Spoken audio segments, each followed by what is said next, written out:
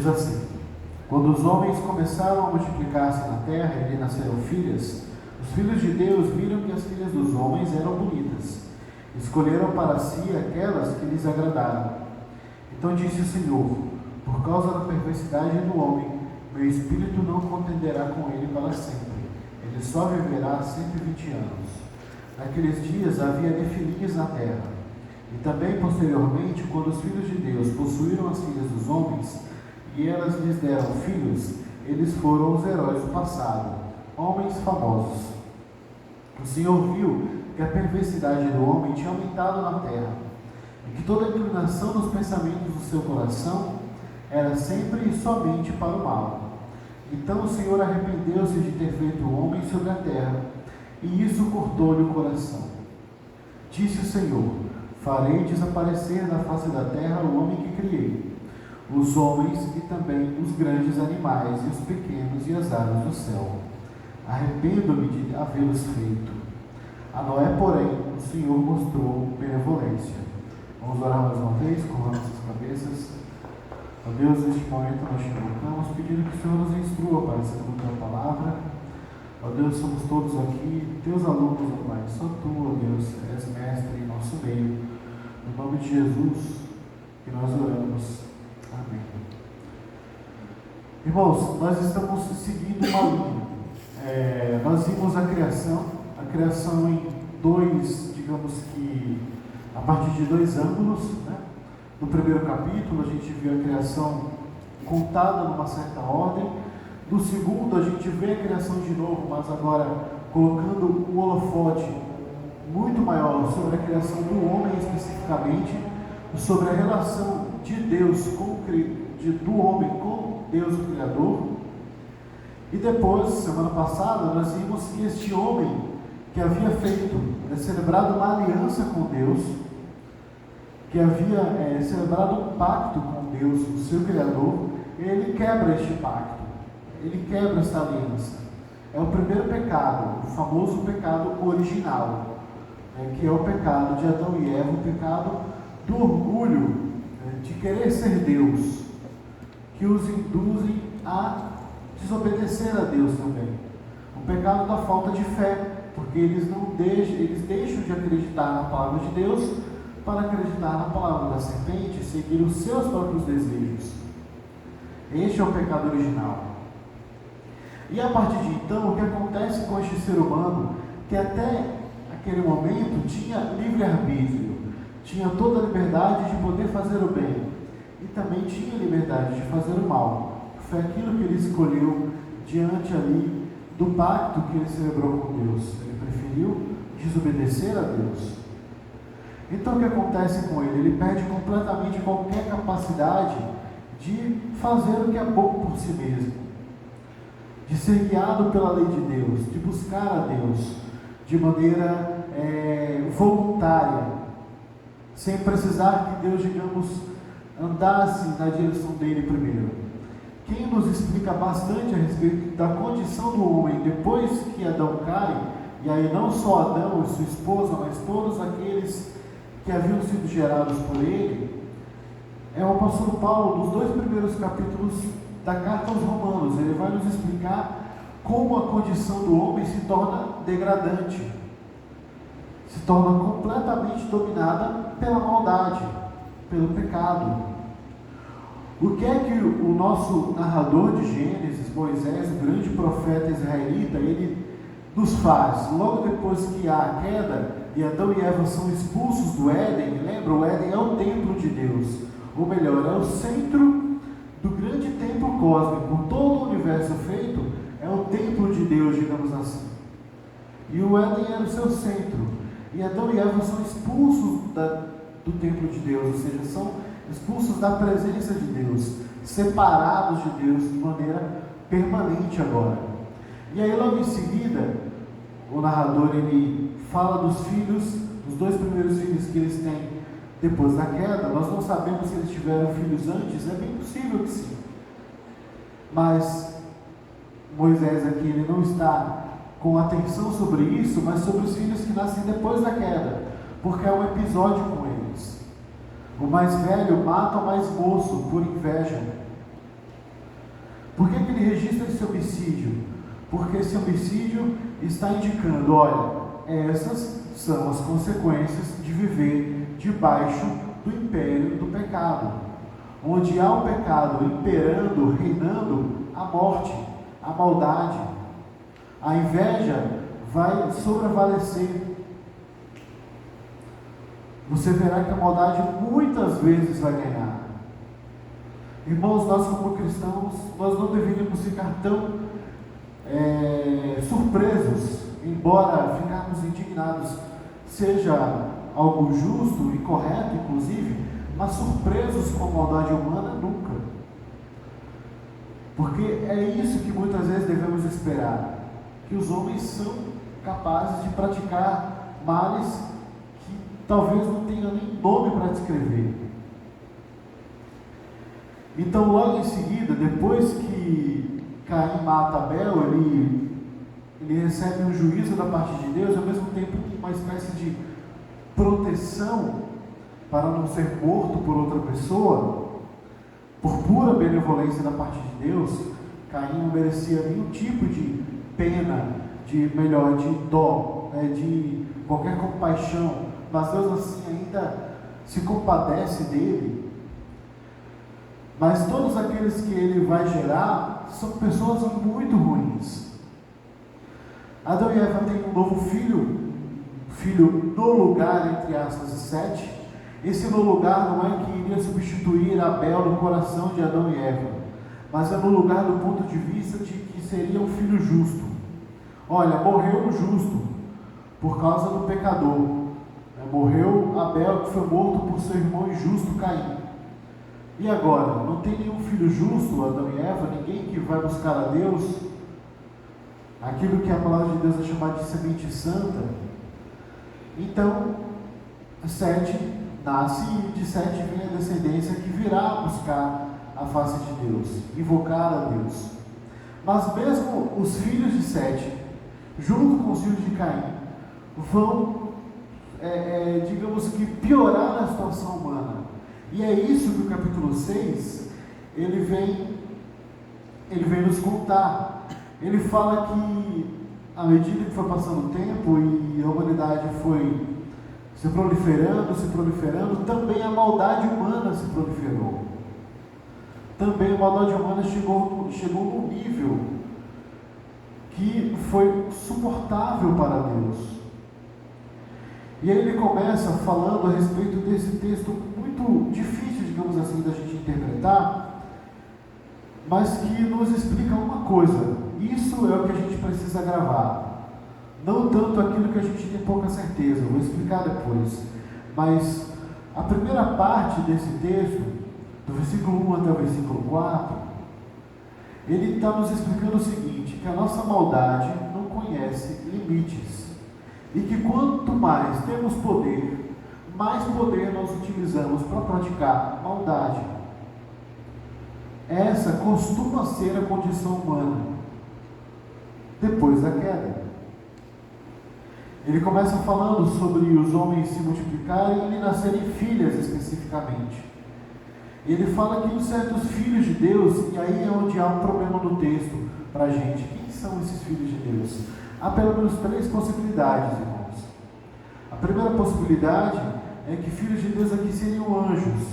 Na verdade, essa interpretação de que anjos tiveram relações com mulheres no passado e geraram híbridos, foi uma interpretação válida na igreja por muitos anos.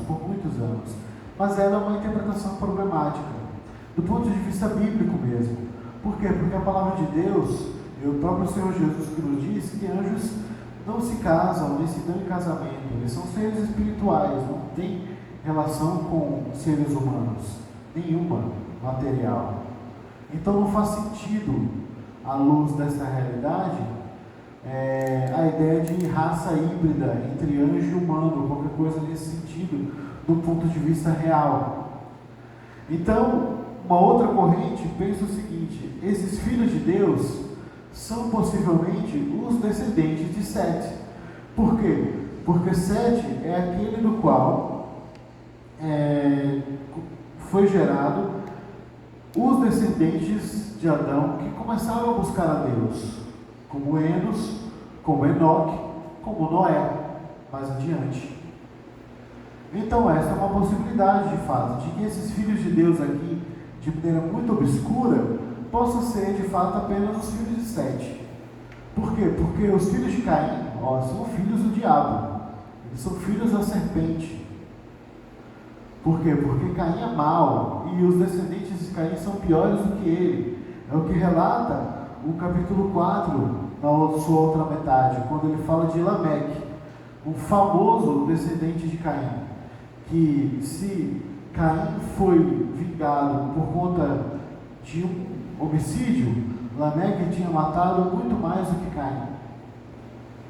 Então Lameque faz um hino a respeito dele mesmo, de quanto que ele era poderoso e corajoso e deveria ser temido, porque ele tinha matado um homem e um moço, simplesmente por irritações bobas.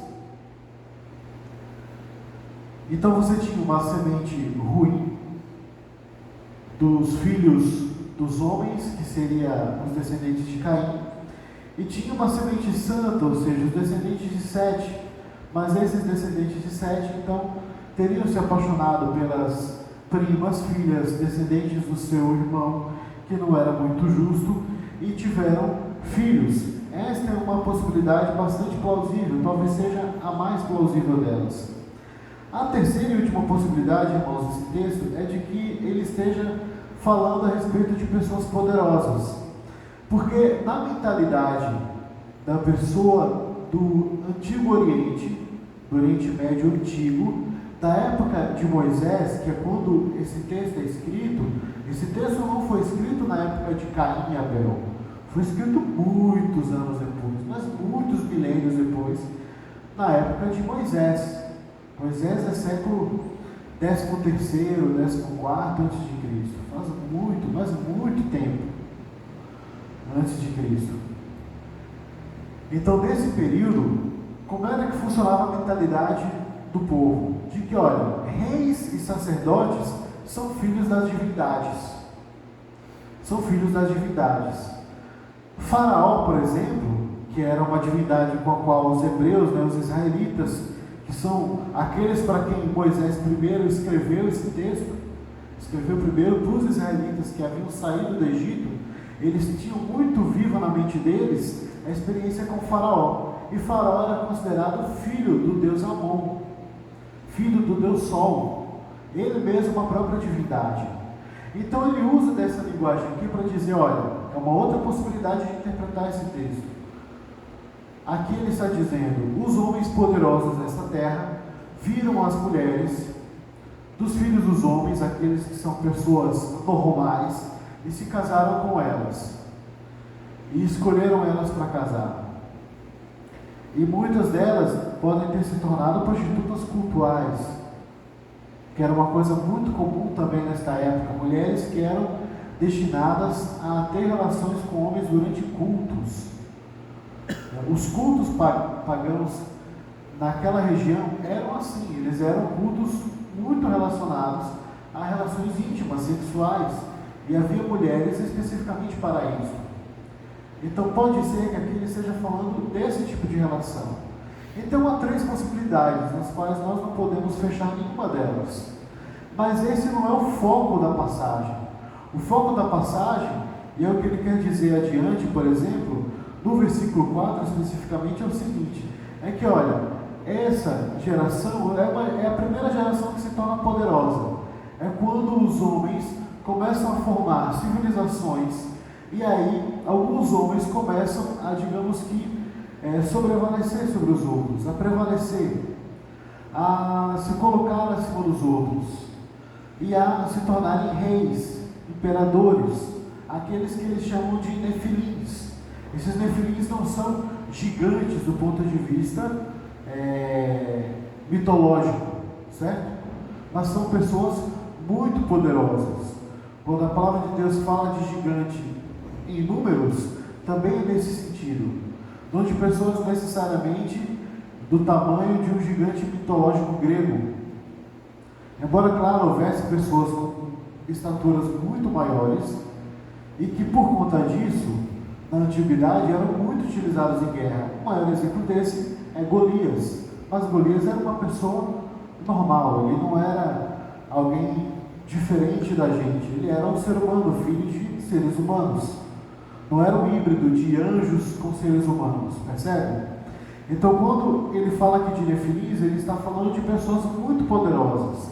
E aí, em seguida, ele repete: e quando esses filhos dos homens se casam com as filhas dos homens se casam com esses filhos de Deus, que podem ser reis poderosos ou podem ser apenas os filhos de Sete, surgem os grandes heróis. E aqui parece que ele está falando bem, mas não é este o caso. Olha que ironia, esses grandes heróis do passado, esses homens muito poderosos, aos quais ele chama de Nefilim. E Nefilim vem da raiz de uma palavra que significa caído. Por quê? Porque esses heróis não são heróis de verdade. Na verdade, o que eles fazem é subordinar todos os outros homens, prevalecer sobre eles por conta da violência, por conta da maldade. Não são pessoas boas, não são heróis de fato como nós imaginamos, mas por conta dos seus feitos do passado, por conta da sua intimidação, então eles prevalecem. Pensa, por exemplo, como que deve ser complicado morar numa área dominada pelo tráfico. Será que o traficante, que muitas vezes, na mentalidade, por exemplo, imagina você ser uma criança que cresce numa região dominada pelo tráfico, e aí você percebe que aqueles traficantes são os caras que conseguem dinheiro, e você cresce assim. Você vê que aqueles que trabalham muito, trabalham bastante, mal têm o que comer. Mas o traficante, ele tem os melhores tênis, ele tem um monte de corrente de ouro, ele compra o que quiser, ele come o que quiser, anda sempre armado, é temido, é respeitado pelos outros. Como você acha que essa criança, esse garoto vai crescer? Pensando que quem é o herói? O traficante. Muitas vezes esse traficante, aqui no Brasil, uma realidade próxima de nós, se torna um benfeitor da sua comunidade. Alguém que não permite que haja furtos, que haja roubo nas casas, alguém que cria um tribunal paralelo e começa a julgar as pequenas causas ali da comunidade, que consegue um gás mais barato, que consegue uma internet mais barata. Quantas vezes isso não acontece no Brasil por conta de ausência do Estado nesses lugares? E aí, a falta do Estado em tese oficial faz surgir um Estado paralelo, e que parece um herói. Parece um herói. Imagina você na situação de uma criança que cresce assim, vendo que, caramba, quem dá certo é o cara que é temido, é o cara que anda armado, não importa se ele antes dos 30 anos morra, que é o que acontece na maioria das vezes. Mas ele é um herói. Mas não é um herói de verdade. Ele prevaleceu por violência, por coerção. O que ele faz é injusto, ele mata muita gente. Ele prejudica muitas pessoas, além de prejudicar a si mesmo. O tipo de herói da época aqui que Moisés está nos relatando, esses nefilins e esses filhos de Deus com as filhas dos homens, são esse tipo de herói. São como também os milicianos, que é uma nova modalidade de Estado paralelo que o Brasil criou. Isso, particularmente no Rio de Janeiro, onde, no caso, a violência é um pouquinho mais explícita. A coerção, ou seja, você ter que coagir alguém a ter que contribuir, é mais explícita, né? Olha, ou você compra o gás com a gente, ou você nem tem como comer. Ou você compra a nossa GatoNet, ou você nem vai ter internet e vai ser ruim para você, a gente vai prejudicar você. É assim que milícia funciona. Mas, tendo poder, tendo prestígio, o que acaba acontecendo com esses milicianos, assim como os traficantes? São admirados. Eles têm poder, eles têm bala na agulha, eles podem, fazem e acontecem. Esse também era o tipo de liderança nesta época. Era o tipo de gigante, de herói do passado, o qual Moisés aqui está relatando. A maldade humana, portanto, então, ela não tem a menor condição de reconhecer limites. E ela tinha chegado num nível completamente insuportável para Deus. Mas ele foca especificamente nisso. Olha, os homens cresceram, têm muito poder, mas em vez deles terem poder para servir aos outros, eles têm poder para se servirem. Porém, não havia outra possibilidade numa situação, irmãos, na qual o pecado reinava, como não há hoje. Por isso que é muito, mas muito, muito difícil mesmo, irmãos, nós pensarmos em qualquer forma de redenção humana para além de Jesus. Pensar, por exemplo, em redenção humana pela via política, seja o espectro que for, seja a direita, seja a esquerda.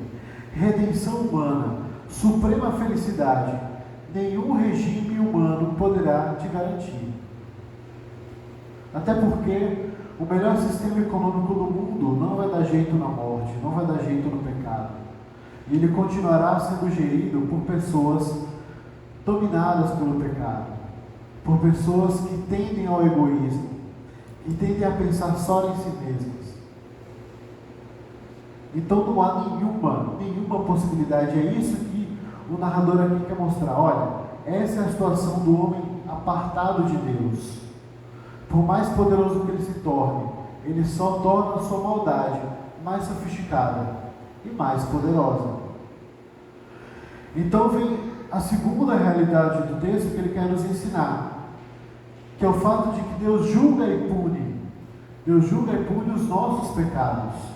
E Deus também os redime no final. Porque olha o que é que ele fala. O Senhor viu então que a perversidade do homem tinha aumentado na terra. Ou seja, à medida que o homem dominava a terra, também aumentava a sua maldade. E a própria terra se torna vítima disso.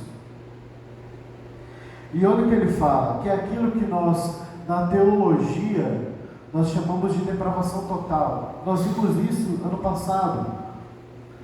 A depravação total, ela é a realidade de que o homem, apartado de Deus, do domínio do pecado, ele não tem a menor condição de por si mesmo fazer o bem, fazer aquilo que é certo, a não ser que o próprio Deus se mova e coloque nele alguma centelha de bondade. Então o que é que ele diz? Ele diz que toda a inclinação dos pensamentos do seu coração eram sempre e somente para o mal. Por isso que nós cremos em depravação total, ou seja, que o ser humano ele é mau inteiramente. Não que ele não possa praticar algum ato de bondade aqui ou ali. Lembra que ele permanece sem imagem de Deus, e por causa de Deus, porque o Senhor não retirou do homem sua imagem, então o homem ainda é possível de fazer algum tipo de bondade. A gente vai ver adiante que pelo menos um homem dessa geração ele é poupado do juízo exatamente por conta da sua integridade. Mas o que ele quer dizer aqui é que, olha, caramba, não tem o que o homem faça que não tenha algum tipo de maldade por trás. E ele sempre faz algo com alguma falha. Nunca é perfeito. Isto é a depravação total. Ou seja, tudo que a gente faz parece que o pecado toca aquilo. Parece que é sempre um pontinho de maldade. Veja só, por exemplo, como nós amamos. O jeito como nós amamos, muitas vezes é egoísta. Como nós, por exemplo, temos amigos, muitas vezes para o nosso benefício. Muitas vezes para sermos abençoados, não para abençoarmos os outros. Quantas vezes não é esse o cálculo que a gente faz para tomar qualquer decisão? Isso vai ser benefício, vai ter algum benefício para mim ou não? Se houver algum benefício secundário para outra pessoa, melhor ainda. Mas a farinha sendo pouco, o meu pirão primeiro. Ou seja, mesmo os atos mais justos, eles podem ter algum tipo ali de imperfeição. Pode ter ali algum traço de egocentrismo. De, na verdade, você está sendo guiado pela sua própria vontade. Em todo tipo de relação, irmãos, nosso, isso pode acontecer. De tal forma que o Senhor então olha para esta geração, como também poderia olhar para a nossa e dizer: olha, os desígnios dos homens, aquilo que tem no coração deles é só maldade. É só maldade. Então não tem jeito. Esses homens precisam receber um juízo, receber uma punição. Deus faz então o julgamento da nossa depravação completa e integral, e Ele então decide dar uma punição, que é varrer este homem da terra que Ele criou. Mas olha as palavras pesarosas com as quais o narrador aqui fala que Deus se pronuncia, porque Ele diz que o Senhor arrependeu-se de ter feito o homem. Esse arrependimento, irmãos, não é no sentido que nós usamos hoje, porque é uma palavra muito complicada, digamos assim, da gente conseguir traduzir. Mas literalmente aqui está escrito: pesou no coração de Deus. Foi pesado, ou seja, lhe entristeceu, cortou-lhe o coração de Deus foi cortado. Ele repete isso inclusive depois, quando ele diz, e aí colocando essa frase na própria boca de Deus, dizendo: arrependo-me de tê-los feito. Literalmente, pesou-me no meu coração ter feito o homem. Ou seja, o homem me machucou profundamente. Porque, irmãos, é a realidade primeira do pecado. O pecado é, antes de tudo, uma ofensa a Deus. Ou seja, aquilo que nós praticamos contra o próximo é sempre uma ofensa a Deus. Sempre. Aquilo que praticamos contra o nosso corpo e não deveríamos é sempre uma ofensa a Deus também. Deus é sempre o primeiro ofendido. Por quê? Porque Ele não te fez para o pecado, Ele não te fez para a morte. Ele não te fez para que você, por exemplo, vivesse pensando só em você mesmo. Ele não te fez para viver como um animal apenas guiado por instinto, mas para ser guiado pelo Espírito dele. Então, se você não vive em conformidade com o viver do Espírito de Deus, você está ofendendo a Deus. Isso se torna bem ilustrativo quando José, o filho de Jacó, que é vendido pelos irmãos como escravo, para no Egito, na casa de um homem muito rico chamado Potifar, e lá ele, que era um rapaz muito bonito, ele é assediado pela sua patroa, pela mulher do seu patrão. E a mulher do patrão diz: olha, deite-se comigo, meu marido viajou, estou muito interessado em você.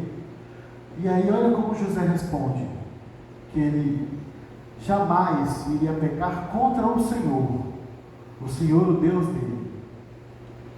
Porque ele sabia que mais do que pecar contra o seu patrão, trair a confiança do seu patrão, ele, ao trair a confiança do seu patrão, estaria antes de tudo traindo a confiança de Deus. Então Deus é o primeiro ofendido de qualquer pecado que a gente praticar, de qualquer mentira que a gente proferir, de qualquer palavra para prejudicar alguém, de qualquer ofensa, de qualquer grosseria que a gente pratique, de qualquer furto, qualquer inveja que a gente sinta. Deus é o primeiro ofendido. Pesa no coração de Deus quando nós pecamos. É isso que Moisés aqui está querendo ensinar para aquele povo que está saindo do Egito, dizendo: olha, o juízo de Deus é uma realidade. Ele não deixa o pecado impune. E daí vem o nosso tema. A nossa maldade requer punição. Ela requer julgamento e requer punição. Ela não pode ficar impune, porque Deus é justo. E aí eu te pergunto, é muito fácil a gente pensar em punição para aqueles que fazem maldade contra nós. E pensar: caramba, essa geração é horrível mesmo, eles mereciam o dilúvio. Porque aqui é o texto que antecede a história do dilúvio, que é o próprio juízo de Deus para aquela geração. Aquela geração a qual Deus julga e diz o seguinte, ele conversando com os anjos: olha, os desígnios dos homens são maus, e para que eles não vivam muito tempo, eu vou ter que destruir essa geração, mas eu vou dar a eles 120 anos como um período de arrependimento, para que eles tenham tempo para se arrepender.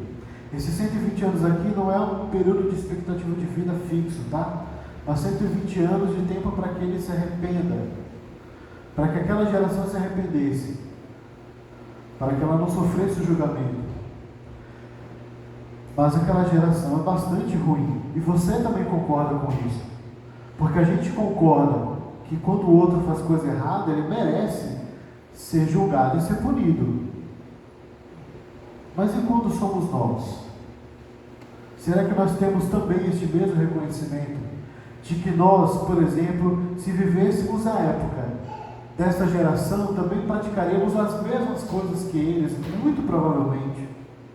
De que se vivêssemos na época de Moisés, talvez nós fôssemos daqueles murmuradores que viviam reclamando de Deus no deserto, do Deus que havia acabado de nos libertar, e ainda assim reclamava dele, da condução dele na nossa vida. Será que também nós não estaríamos junto com a multidão condenando Jesus diante de Pilatos?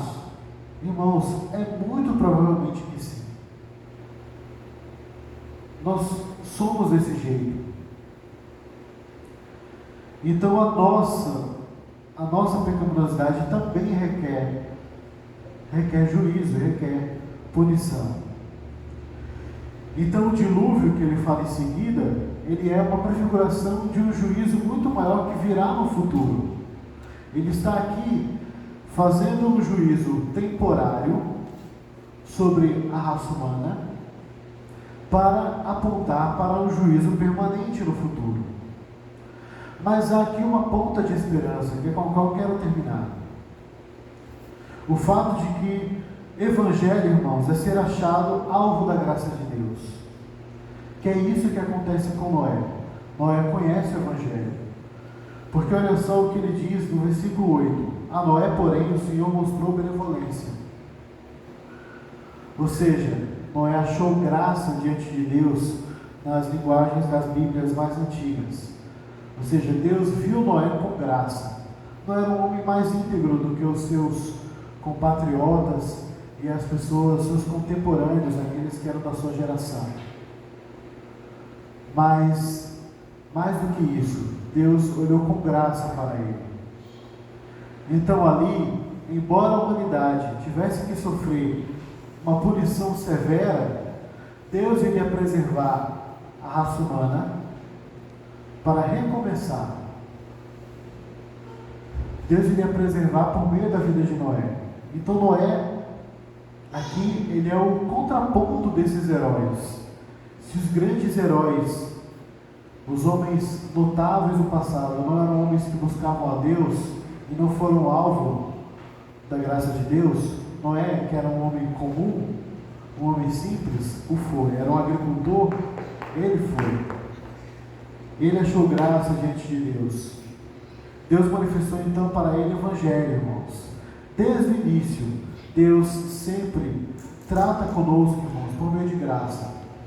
Nunca em nenhum momento foi por conta daquilo que fazemos que nos faz mover o coração de Deus, mas o coração de Deus se move até nós porque Ele mesmo é bom e Ele tem prazer em salvar. Então a única possibilidade, irmãos, de nós nos livrarmos do juízo e da punição que os nossos pecados merecem, os nossos, os meus e os seus, merecem hoje punição, é apenas porque nós temos oportunidade de acharmos graça diante de Deus por causa de Jesus. É aquilo que nós lemos no momento da confissão. Por causa de Jesus, nossas dores foram saradas, nós recebemos cura, Ele recebeu a punição em nosso lugar. É como que o dilúvio recaísse todo sobre um homem só. Jesus então se fez punição para que nós pudéssemos ser poupados. Ainda, e lembre-se disso, que a cruz não nos poupe, porém, das consequências dos nossos atos. O fato do Senhor nos perdoar, irmãos, não significa que aquilo que nós cometemos de errado não vai ter consequência. E que, com frequência, iremos colher aquilo que plantamos. Mas ainda assim, o perdão por meio de Jesus, para aqueles que confiam nele, para aqueles que esperam em Deus como Noé esperava, para aqueles que buscam a Deus como Noé buscava, Ele está disponível, Ele é possível. E é, na verdade, a única saída para a nossa corrupção completa. A única saída que a gente tem é a saída do Evangelho. É a saída de confiar que Jesus foi punido em nosso lugar.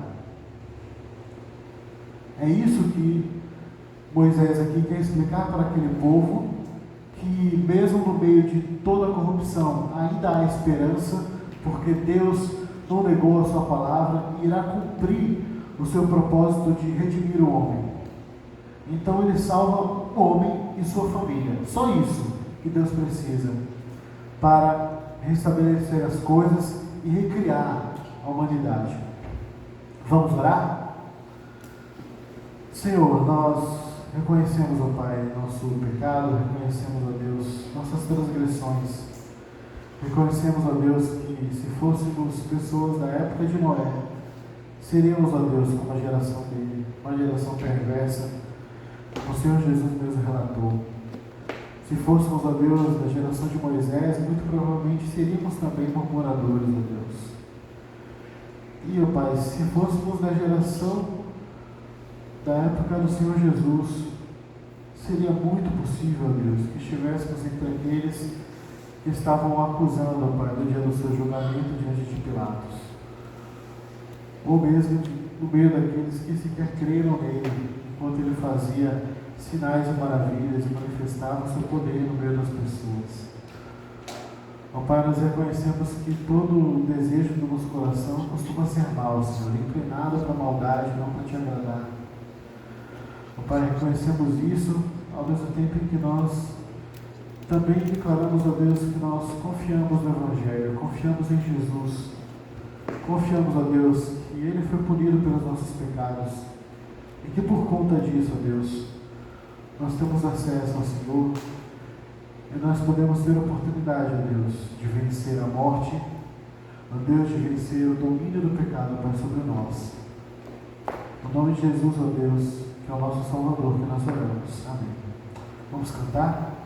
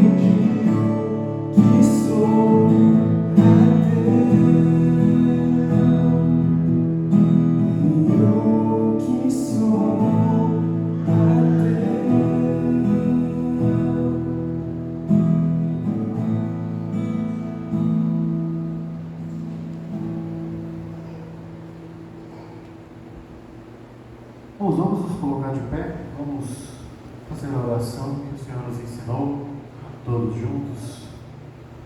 Pai nosso que estás nos céus, santificado seja o teu nome, venha o teu reino, seja feita a tua vontade, assim na terra como no céu. Dá-nos hoje o nosso pão de cada dia, não nos deixes cair em tentação, mas livra-nos do mal, que teu reino, o poder e a glória, para sempre. Amém. Vamos. Só lembrando que hoje, depois do almoço, para os jovens, nós temos a nossa reunião devocional no Catecismo Nova Cidade, tá bom? O Senhor então os abençoe e uma boa semana.